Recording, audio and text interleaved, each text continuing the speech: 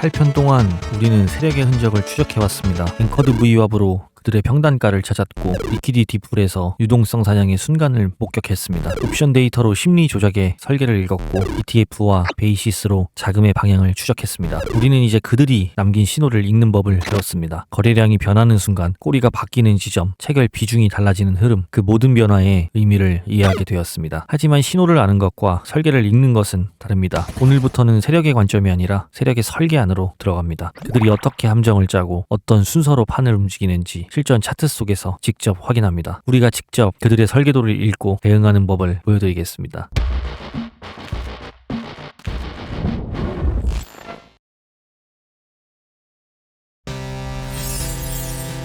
일부 세력의 설계 시작점. 세력에게 시장은 싸움터가 아닙니다. 설계할 수 있는 공간입니다. 설계의 첫 단계는 심리 온도 조절입니다. 이때 가장 강력하게 쓰는 도구가 바로 ETF 흐름입니다. 오늘 보여드리는 화면처럼 ETF가 크게 유출될 때 개인들은 공포에 빠집니다. 기관이 빠져나가네? 끝난 거 아니야? 이런 심리가 바로 커집니다. 하지만 세력은 이 순간을 정확히 노립니다. 공포가 커질수록 개인들은 던지고 그 틈에서 세력은 조용히 포지션을 세팅합니다. 여기서 중요한 게 하나 더 있습니다. ETF는 유출인데 베이시스는 플러스를 유지하고 있다는 점입니다. 보통 ETF가 빠지면 베이시스도 같이 무너져야 합니다. 하지만 화면에 보이는 것처럼 베이시스가 플러스일 때는 가격의 진짜 신호는 아직 살아있다는 의미입니다. 결국 공포는 연출된 것이고 선물 프리미엄은 세력이 의도적으로 유지하고 있다는 뜻입니다. ETF 유출로 감정을 설계하고 베이시스로 가격 신호를 숨기는 것, 이 두 가지를 동시에 움직이는 것이 세력의 첫 번째 단계, 바로 심리 온도 설정입니다.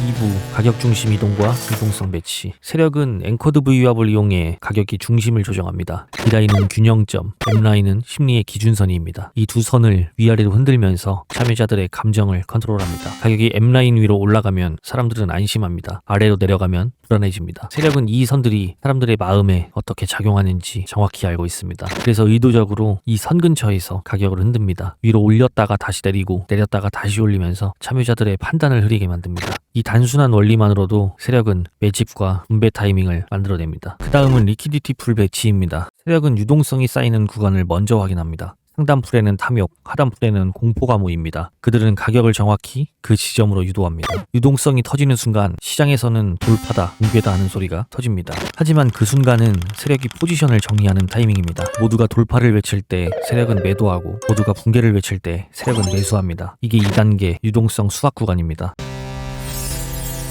3부 심리 프로그래밍과 체결 신호. 세력은 뉴스보다 옵션 데이터를 먼저 봅니다. 여기서 시장의 감정을 숫자로 읽습니다. 푸시 몰리면 공포를 이용해 가격을 위로 끌어올립니다. 콜이 몰리면 탐욕을 이용해 위에서 매도를 시작합니다. 옵션은 보험이 아니라 심리를 프로그래밍하는 코드입니다. 그들은 이 코드를 이용해 참여자들이 예상 가능한 실수를 반복하게 만듭니다. 그때마다 세력은 반대 포지션으로 유동성을 만든 뒤 그 에너지를 가격으로 바꿉니다. 이제 가장 중요한 체결 신호를 봐야 합니다. 세력이 매도할 때 거래량은 줄어듭니다. 사줄 사람이 없기 때문입니다. 꼬리는 위로 길어지고 매도 체결 비중이 커집니다. 이건 퇴장 신호입니다. 반대로 세력이 매수할 때는 거래량이 늘고 아래 꼬리가 반복되며 매수 체결 비중이 커집니다. 이건 입장 신호입니다. 이 세 가지만 봐도 세력의 리듬이 보입니다. 거래량, 꼬리, 체결 비중, 이 세 가지가 동시에 같은 방향을 가리킬 때 그게 바로 세력의 진짜 움직임입니다.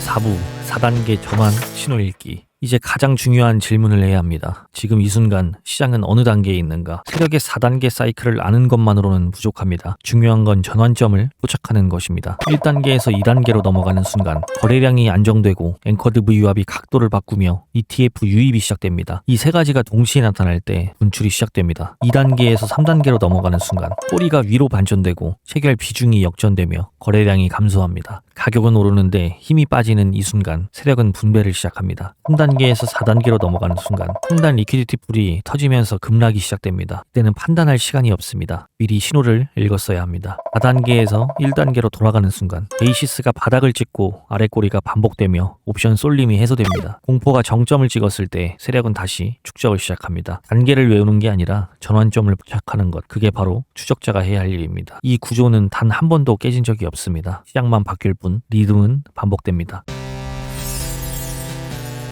5부 추적자의 관점. 세력의 리듬은 복잡하지 않습니다. 단지 감정이 아닌 데이터로 보느냐의 차이입니다. 앵커드 V왑이 기울고 리퀴디티가 반응하고 옵션 포지션이 쏠리고 ETF 자금이 식을 때 그 흐름을 한눈에 볼 수 있는 사람이 세력 추적자입니다. 추적자는 싸우지 않습니다. 예측하지도 않습니다. 단지 세력이 움직이는 길 위에서 함께 걷습니다. 세력이 축적하면 따라 모으고 분출하면 따라 오르고 분배하면 따라 내립니다. 리듬을 읽으면 감정은 필요 없습니다. 추적자는 특별한 사람이 아닙니다. 단지 감정 대신 데이터를 믿는 사람일 뿐입니다. 차트 앞에서 두려워하거나 흥분하는 대신 냉정하게 숫자가 말하는 것을 듣는 사람입니다. 세력의 리듬은 멈추지 않습니다. 시장은 다시 요동치고 새로운 공포와 탐욕이 만들어질 것입니다. 하지만 이제 우리는 압니다. 이 시장은 운이 아니라 패턴이고 감정이 아니라 유동성이라는 것을. 이제부터가 진짜 시작입니다. 우리는 단순히 배우는 단계를 지나 직접 세력의 움직임을 실시간으로 추적할 때가 왔습니다. 앞으로는 시황 속에서 매일 변화하는 데이터 위에서 세력의 의도와 흔적을 함께 읽어나갈 겁니다. 세력 추적기 이론편은 여기서 끝나지만 세력 추적 실전편은 지금부터 시작됩니다. 고정 댓글에 실전에서 세력의 흔적을 함께 쫓아갈 수 있는 공간이 준비되어 있습니다. 구독과 좋아요를 눌러주시면 앞으로 그 흔적을 함께 따라갈 수 있습니다.